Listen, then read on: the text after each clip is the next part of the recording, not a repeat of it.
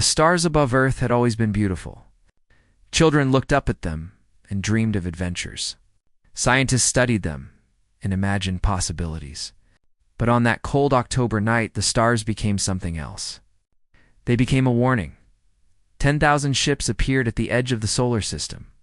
They came out of faster-than-light travel like monsters rising from the deep ocean.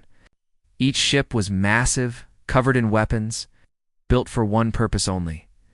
War, the Velthari Empire had arrived. Every screen on Earth went dark at the same moment. Televisions, phones, computers, billboards. All of them showed the same image. A face appeared. It was not human. General Droven stood 8 feet tall. His skin was dark green and covered in thick scales. His eyes were yellow with black slits in the center, like a snake. When he spoke, his voice was deep and cold. It made people feel small. "People of Earth," he said, "I am General Droven of the Velthari Empire. I have conquered 40 star systems. I have never lost a battle. I have never shown mercy to the weak." His thin lips pulled back to show rows of sharp teeth. "We have watched your species for many years. We know everything about you. You call yourselves peaceful. You send doctors to other worlds instead of soldiers. You talk when you should fight. You hide behind words when you should hold weapons." Droven leaned closer to the camera. His yellow eyes seemed to look at every person on Earth at the same time. "You are cowards." The word hung in the air like poison. "You have 72 hours to surrender. Open your cities. Give us your resources. Become servants of the Empire. If you refuse, we will burn your world to ash. Every city, every forest, every ocean. Nothing will remain." The screen went black. The stars returned. But they no longer looked beautiful. In Seoul, the United Earth Council gathered within the hour. Leaders from every nation sat around a long table. Their faces were pale. Their hands shook. Some had been crying. Defense Secretary Una Park stood at the front of the room. She was 45 years old with short black hair and tired eyes. She had spent her whole life preparing for threats. But not this. Never this. "Our fleet has 200 ships," she said. Her voice was steady, but barely. "They have 10,000. If we fight, we lose in less than 1 day. There is no strategy that can save us. There is no weapon that can help us." The room was silent. What could anyone say?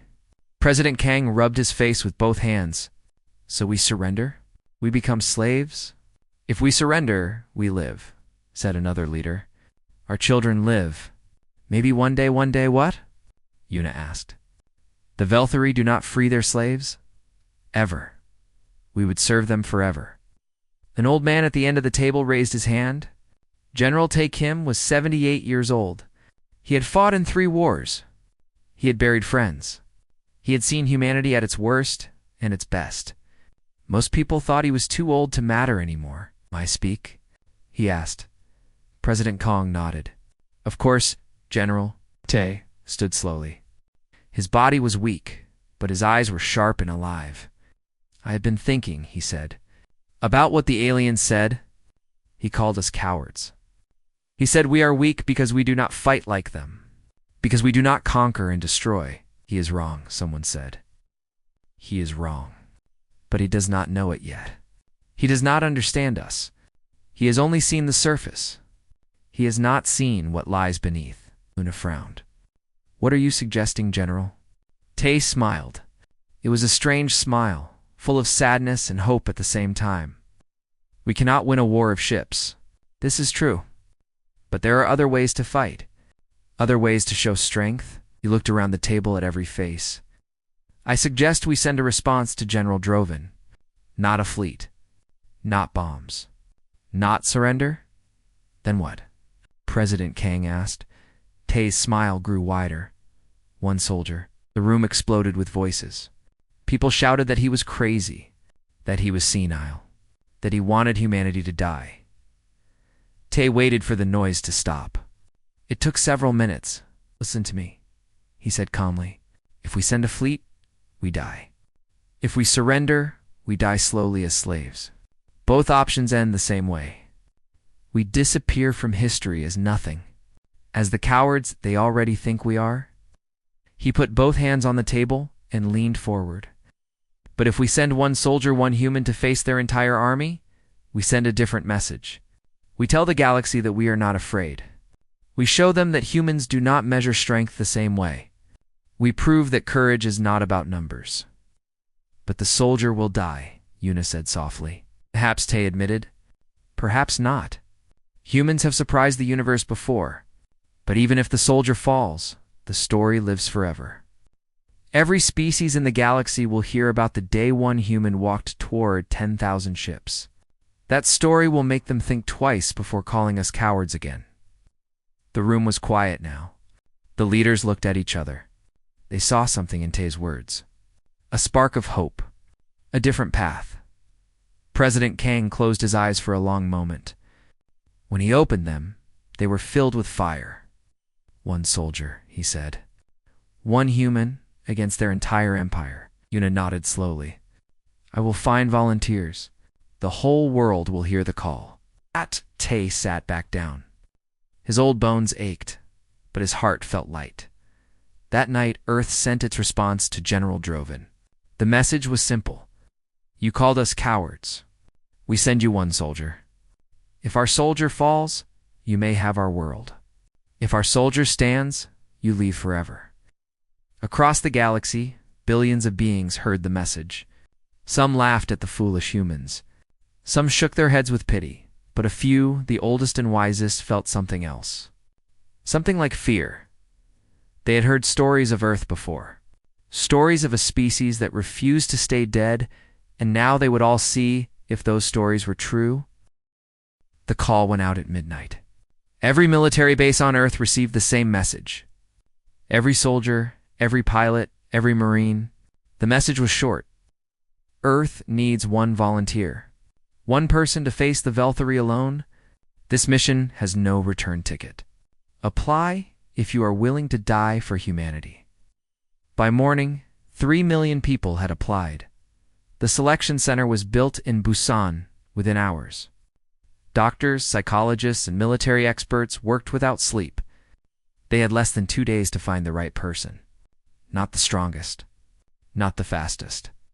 The right one, General Tae Kim, watched the process from a control room high above the testing floor. Yuna Park stood beside him.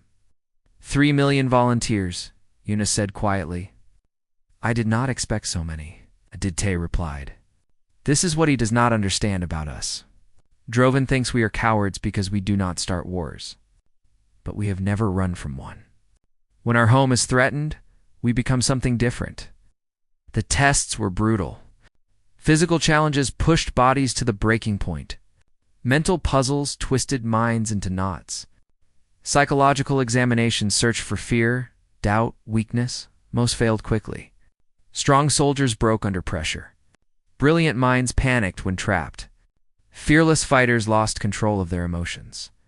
By the end of the first day, only 500 remained. By noon of the second day, only 50. Lieutenant Wan Li was not the tallest man in the room. He was not the most muscular. At 32 years old, he looked ordinary. Brown eyes, short black hair, a face that smiled easily, but the doctors noticed something strange about him. During the fear test, candidates were placed in a dark room. Loud noises played. Walls closed in. Most people screamed or begged to escape. Juan sat quietly in the corner. His heart rate never increased. When they opened the door, he was humming a song his mother used to sing. During the pain test, electrical shocks hit his body for 10 minutes. Other candidates cried or passed out. Juan counted the seconds between shocks. He told jokes to the doctors watching him. During the stress interview, experts shouted at him for 2 hours. They insulted his family. They called him a failure. They told him he would die screaming and alone. Juan listened politely. When they finished, he asked if anyone wanted coffee. General Tae called him into a private room that evening. Sit down, Lieutenant, Tae said. Juan sat. He did not look nervous. He did not look excited. He simply waited. Your file is interesting, Tay said, reading from a tablet. 5 years ago, there was an earthquake in Manila. A school building collapsed. 23 children were trapped inside. Yes, sir. You were on vacation nearby. You ran into the building while others ran away? The structure was unstable. Experts said it would fall completely within an hour. Juan nodded but said nothing. You held a concrete beam for 7 hours. 7 hours, Lieutenant. Your shoulders broke. Your spine compressed. Doctors said you should have died from the pain alone, but you held that beam until every child was rescued. Tay put down the tablet and looked directly at Juan. Why? Juan thought about the question for a moment. Because they needed help, sir. Because no one else could do it. Because giving up was not an option. You almost died. Almost is not dead, sir. It was the first real smile he had shown in days. You are the one, he said. You will face the Velthury. Juan did not celebrate. He did not cry. He simply stood and bowed. I will do my best, sir. That night, a woman came to Juan's quarters. She was younger than him, with long dark hair and glasses that made her look like a professor. This was Nari Lee, his sister.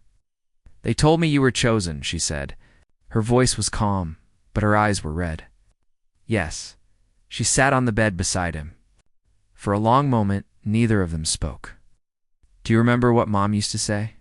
Nari asked. She said many things. She said that the Lee family has one gift.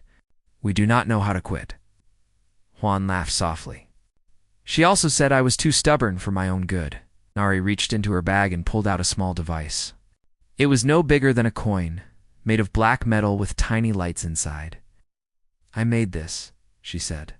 I have been working on it for 3 years. It is experimental, dangerous. Maybe it works. Maybe it does not. What does it do? Nari pressed it into his hand. It connects to any electronic system. Ships, networks, anything. If you activate it near their flagship, it will download everything. Codes, coordinates, secrets, everything. She looked at him with fierce eyes. This mission is not just about fighting, brother. While you stand in front of their general, our teams will be working. Hackers, spies, infiltrators. We have 72 hours, and we are using every second. Juan looked at the device. Such a small thing, such a large hope. What happens when I activate it? You broadcast everything to the galaxy. All their secrets. All their weaknesses. You show them that humans do not just fight with fists. Juan closed his fingers around the device. I understand. I hugged him. She held him tight, like she did when they were children, and the world was simpler. Come home, she whispered. I will try. The next morning, Juan Lee boarded a single transport ship. It was small and unarmed. It looked like a toy compared to the Velthury warships waiting in. Space cameras broadcast the launch too. Every corner of Earth, billions of people watched the tiny ship rise. Into the sky, Unipark stood at mission control. With tears on her cheeks, General Takem saluted the screen. Somewhere in space. General Droven saw the approaching ship and laughed. One human. One small, weak human coming to face the greatest army in the galaxy. He had no idea what was coming. None of them did. The Velthury flagship was called the Iron Fang. It was the largest warship ever built by any species. 2 miles long, half a mile wide, covered in weapons that could destroy whole cities with a single shot. This was General Droven's throne, his home, his monument to power. Juan's small transport ship approached slowly. Around him, thousands of Velthury warships waited like hungry wolves. Any one of them could turn him to dust in a second, but they did not fire. General Droven had given orders to let him through. The alien wanted to see this brave human up close. He wanted to laugh at him before killing him. Juan landed in a hangar bay the size of a sports stadium. Velthury soldiers lined both sides of the walkway, hundreds of them. Each stood 8 feet tall, covered in green scales and black armor. They carried plasma rifles that glowed with deadly energy. The hangar fell silent as Juan stepped out of his ship. He was so small compared to them. His simple gray uniform looked plain next to their battle armor. He carried no visible weapons except a knife at his belt. A Velthari soldier spat at his feet. Another laughed, a hissing sound like steam escaping. They shouted insults in their language, words that Juan's translator turned into cruel mocking. Look at the tiny creature. Is this their warrior? He will not last 10 seconds. Juan walked forward without stopping. His face showed nothing. No fear, no anger, no doubt. He moved like a man walking through his own garden on a peaceful morning. This confused the Velthari. They expected tears. They expected begging. This calm, steady walk was something they had never seen from a species about to die. The walk to the command chamber took 20 minutes. Juan counted every step. He memorized every turn, every door, every guard position. His eyes missed nothing. Finally, he reached the throne room. General Droven sat on a massive chair made of black metal and bones. The bones came from leaders of conquered species, a reminder of what happened to those who fought the Empire. Drovan was even larger in person than he appeared on screen. His muscles bulged beneath ceremonial armor covered in medals and symbols of victory. His yellow eyes studied Juan like a cat studying a mouse. "Bill," Droven said, his voice echoing through the chamber. "This is Earth's answer. One small human." Juan stopped 10 feet from the throne and bowed slightly. "General Droven, I am Lieutenant Juan Lee. I speak for Earth." Droven leaned forward. "You speak for a dying world, little human. Tell me, did they force you to come? Did they threaten your family?" "No sane creature would volunteer for this. I volunteered." "Then you are stupid as well as weak." Juan did not react. "Perhaps. Or perhaps you do not understand humans as well as you think." Droven's eyes narrowed. A dangerous silence filled the room. Then the general laughed. It was a terrible sound, like rocks grinding together. "You have spirit. I will give you that much. Your species may be cowards, but you at least pretend to be brave." He waved a massive hand. "I should kill you now. I should send your body back to Earth in pieces as a message. But that would be too quick. Too boring." Droven stood. He was almost 9 feet tall, towering over everyone in the room. "I will give you a chance, little human." "A fair chance?" Guards brought forward a Velthari warrior even larger than the others. His scales were darker, almost black. Scars covered his face, and arms marks of countless battles won. His eyes held no light, no mercy, nothing but cold hunger for violence. "This is Krath," Droven said, "my champion. He has killed the best warriors from 30 different species. No one has ever lasted more than 2 minutes against him." Krath smiled, showing teeth filed to sharp points. "The rules are simple," Droven continued. "Single combat. No interference. If you win, my fleet leaves your system forever. If you lose, Earth surrenders immediately." Juan looked at Krath. The alien was 3 times his size. Muscles like steel cables, reached twice as long as his arms. Every logical calculation said Juan would die within seconds. "I accept," Juan said.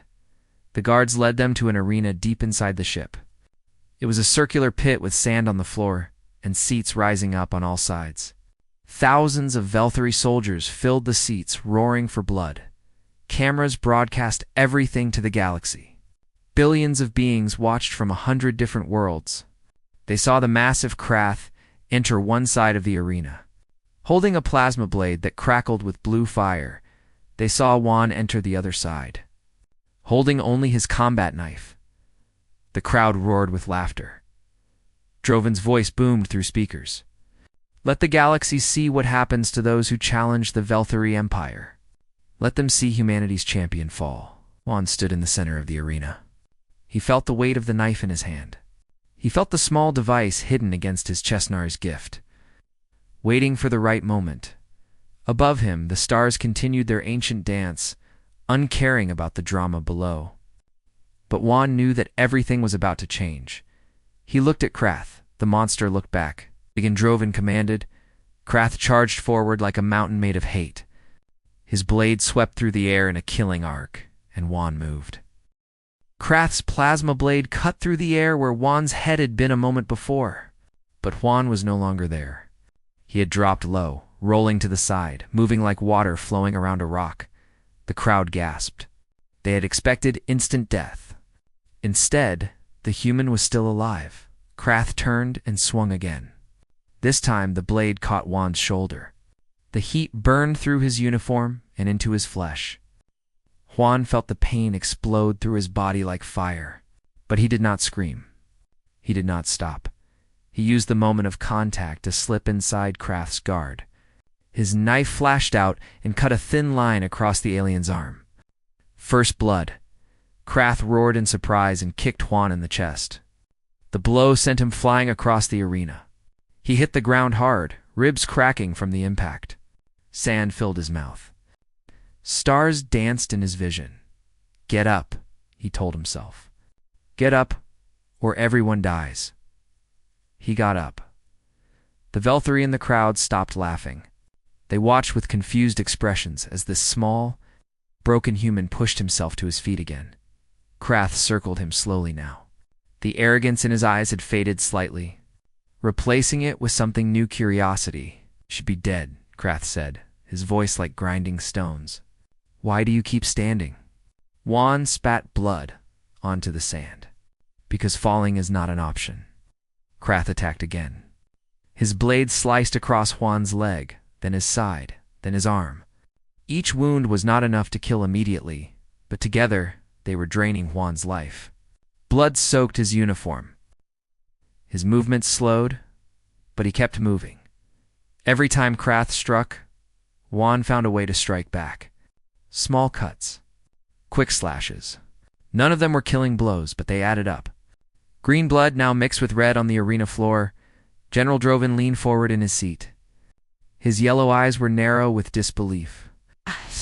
"What is this creature?" he muttered. The Velthari understood surrender. Every species in the galaxy understood surrender. When you were beaten, when victory was impossible, you stopped fighting. It was logical. It was survival. Fighting a losing battle was madness, but Juan did not stop. 10 minutes passed. Juan could barely stand now. His left arm hung useless at his side. Blood ran down his face from a cut above his eye. Every breath sent sharp pain through his broken ribs. Krath was also tired. He was not used to long fights. His opponents usually died quickly. This human had forced him to work harder than he had in years. "Tough games," Krath growled. He charged with all his remaining strength, blade aimed at Juan's heart. This would be the final blow. This would end it. Juan waited. At the last possible moment, he moved. Not away from the blade, but toward it. He twisted his body so the plasma edge missed his heart by inches, burning a deep wound across his chest instead. At the same time, his knife found the gap in Kraft's armor at the armpit, spot protected only by thin scales. The blade sank deep. Kraft's eyes went wide. His plasma blade fell from suddenly weak fingers. He looked down at the human who had somehow gotten inside his guard, somehow found his only weakness, somehow refused to die. "How?" Krath whispered. Juan pushed the knife deeper. His voice was weak but clear. "Because you fight to win." "I fight because I have to." Krath fell. His massive body crashed to the sand and did not move again. The arena was completely silent. 10,000 Velthari stared at the impossible sight before them. Their undefeated champion lay dead, killed by a creature half his size. Juan stood alone in the center of the arena. He was barely conscious. Blood dripped from a dozen wounds. His legs shook with the effort of staying upright. But he was standing. General Droven rose slowly from his seat. His face was twisted with fury. The golden eyes that had shown amusement now burned with pure hate. "Kill him," Droven commanded. Guards rushed toward the arena. The deal meant nothing now. Honor meant nothing.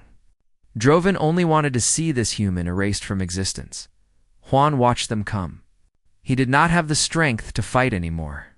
He could not even lift his arms, but he could still smile. He reached toward his chest with his one working hand. His fingers found the small device hidden beneath his uniform Nari's gift. The last resort. The guards were almost upon him. Plasma rifles aimed at his head. Juan pressed the button. Nothing exploded. No flash of light. No sound. Just a small pulse of invisible energy spreading outward through the ship. Through the fleet, through space itself. The guards froze, confused. They had expected a bomb. They had expected a trick. This silence was unexpected. General Droven felt a cold sensation in his stomach. Something was wrong. Something was very wrong. "What did you do?" he demanded. Juan looked up at the general with eyes that held no fear, only triumph. "I did what humans do," Juan said. "I found another way to win." Alarms screamed across every Velthari ship in the fleet. Officers shouted in confusion. Screens flickered with warnings they had never seen before. On the Iron Fang's bridge, communications officers stared at their displays in horror. One of them shouted through the speakers. "Something is broadcasting from your location. It is sending data to every ship in the fleet. We cannot stop it." General Droven's yellow eyes went wide. He grabbed Juan by the throat and lifted him off the ground. "Oh, what have you done?" he roared. Juan could barely breathe, but he managed to speak. "For 72 hours, you watched us. You laughed at us. You thought we were waiting in fear?" He coughed. Blood sprang from his lips. "We were not waiting. We were working." Across the Velthari fleet, screens began displaying information. Classified information. The coordinates of every Velthari homeworld. Security codes for their Emperor's palace. Defensive network protocols. Fleet deployment schedules. Names of spies and other empires. Everything while the galaxy had watched Juan's small ship travel toward the Velthari fleet. Earth had been busy. Hackers had broken into Velthari networks through 1,000 small openings. Spy satellites had recorded ship positions and communication frequencies. Intelligence teams had decoded encrypted messages. Nari's device did not create this information. It collected what Earth's hidden army had already gathered, and now it was sending everything to every corner of the galaxy. The Velthari's enemies received the data first. The Corvani Republic, who had lost 3 planets to Velthari aggression. The Mithrene Collective, who had been fighting border wars for decades. A dozen other species who hated the Empire but feared its power. Now they had the keys to its destruction. "No," Droven whispered. His grip on Juan's throat loosened. One of his officers rushed into the arena, his face pale with terror. "General, the broadcast has reached the Corvani. They are mobilizing their fleet. The Mithrene are activating weapons platforms in the border systems. Our defensive networks at home are reporting infiltration attempts." Droven dropped Juan to the ground. His mind was racing, trying to calculate the damage, trying to find a way out. "If we attack Earth now," the officer continued, "we will not have enough ships to defend our home worlds. The Emperor is demanding we return immediately." Juan pushed himself to his knees. Every movement was agony, but he forced himself to speak. "You have a choice, General. You can destroy Earth and lose your empire. Or you can leave now and maybe save something." Droven turned to face him.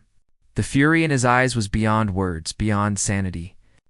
He wanted to tear this human apart with his bare hands. But he was a general. He understood strategy. He understood when a battle was lost. "This is not over," Droven hissed. "No," Juan agreed. "It is just beginning, but not the way you planned." He looked directly into Droven's eyes without fear, without hatred, with something that might have been pity. "We are not cowards, General. We do not start fights. We do not conquer peaceful worlds. We do not measure strength by how many we can destroy." He struggled to his feet one final time. "But push us, threaten our home, hurt our people, and we will find a way to win. No matter the cost. No matter how long it takes. No matter how impossible it seems." General Droven stared at this broken, bleeding human who still refused to fall. And for the first time in his long career of conquest, he felt something he had never felt before. "Fear. Retreat," he ordered. Quietly the word spread through the fleet like a virus. Officers could not believe what they were hearing. The Velthari had never retreated. Never. But the ships began to move. 10,000 vessels turned away from Earth and jumped to faster-than-light travel. Vanishing into the stars, they were gone. On Earth, billions watched their screens in stunned silence. And then the celebrations began. Juan was barely conscious when the rescue team reached him. They found him still standing in the empty arena, surrounded by sand stained with red and green blood. His heart was failing. His lungs were filling with fluid.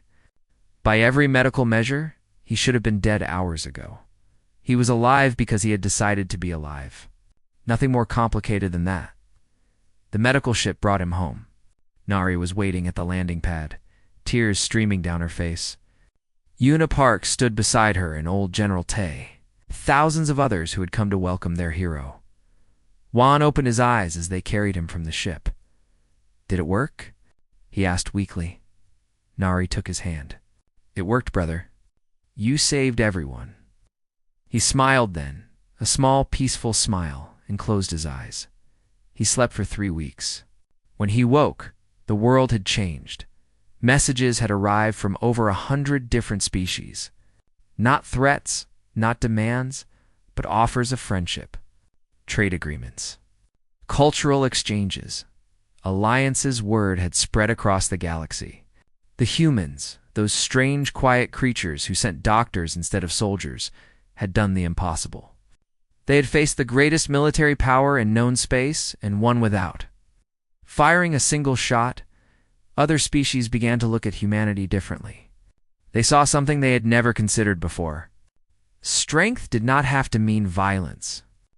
Courage did not have to mean conquest. General Tay visited Juan in the hospital. "The galaxy is talking about you," Tay said. "They call you the one who stood." Juan shook his head. "I did not stand alone. Everyone worked together. Nari, the hackers, the spies. I was just the distraction." "That is what makes it beautiful," Tay replied. "That is what humanity truly is. Not one hero, but millions working as one." Outside the hospital window, the stars shined bright and peaceful. Among them, somewhere far away, the Velthri Empire was crumbling as its enemies closed in from all sides, and on Earth. Children looked up at those stars again. They dreamed of adventures. They imagined possibilities, but now they knew something new. They knew that their home was safe. They knew that humanity would never be called cowards again.